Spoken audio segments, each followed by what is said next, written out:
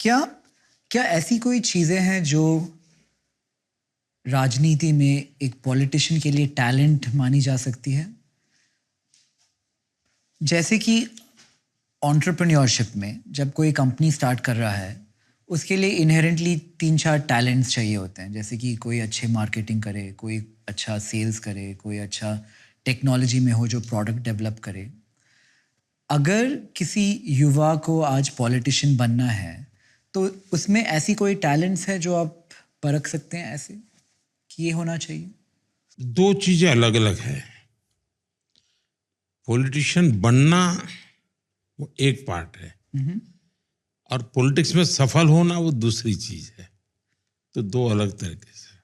तो एक तो हो गया है राजनीति में आना, दूसरा होना है सफल होना। मैं मानता हूं कि उसके लिए तो आपका एक डेडिकेशन चाहिए, कमिटमेंट चाहिए, जनता के सुख दुख के आप साथी होने चाहिए,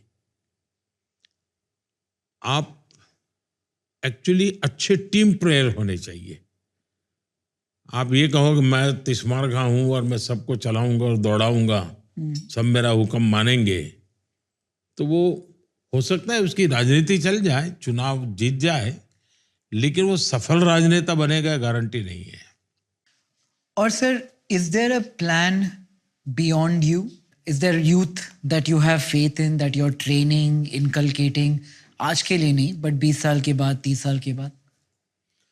मैं तो देख रहा हूं जी, बहुत ही पोटेंशियल लोग हैं। मैं जब गुजरात में था तो मैं कहता था कि मैं भाई सरकार भले चलाता हूं, लेकिन नेक्स्ट 20 इयर्स के लिए मैं लोग तैयार करके जाना चाहता हूं, और मैं वो कर रहा हूं। और ये मेरी सफलता इसमें है कि मैं मेरी टीम कैसे तैयार करूं जो चीजों को संभाल ले। ये मेरे लिए अपने लिए मापदंड है। और सर, आखिरी क्वेश्चन मेरे से, पॉलिटिशियन बनने के मिनिमम रिक्वायरमेंट्स इतने ज़्यादा नहीं है। They should be about the age of 25, no conviction of more than 2 years, voter ID, ये बहुत बहुत छोटे रिक्वायरमेंट हैं।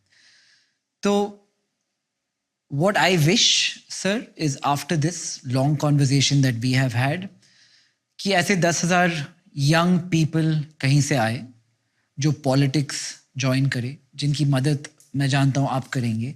आप इसके बारे में क्लोजिंग? देखिए, आप जो कह रहे हैं वो कैंडिडेट बनने के क्वालिफिकेशन बोल रहे हैं। हाँ, करेक्ट। पॉलिटिशियन बनने के नहीं कह रहे हैं आप। राइट।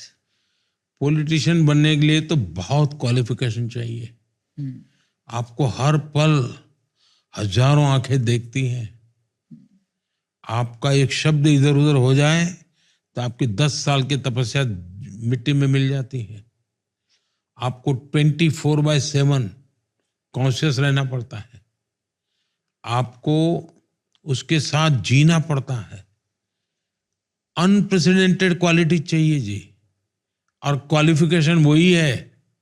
और ये कोई यूनिवर्सिटी की सर्टिफिकेट से नहीं निकलता है जी। और अगर आप ऑर्गेनाइजेशन के बारे में बात करें तो एंटरप्रेन्योरशिप, स्टार्टअप, बिजनेसेस में जब साइकिल अच्छा चल रहा हो तो लोग बहुत सारे लोगों को हायर करते हैं। फिर मार्केट स्लो डाउन हो जाता है या साइकिल बदलता है और उन्हें बहुत लोगों को फायर करना पड़ता है। आपने हमेशा से कहा है मिनिमम गवर्नमेंट, मैक्सिमम गवर्नेंस। क्या ये हमारी सरकार, have we been able to achieve this to a certain extent? ये कैसे चल रहा है?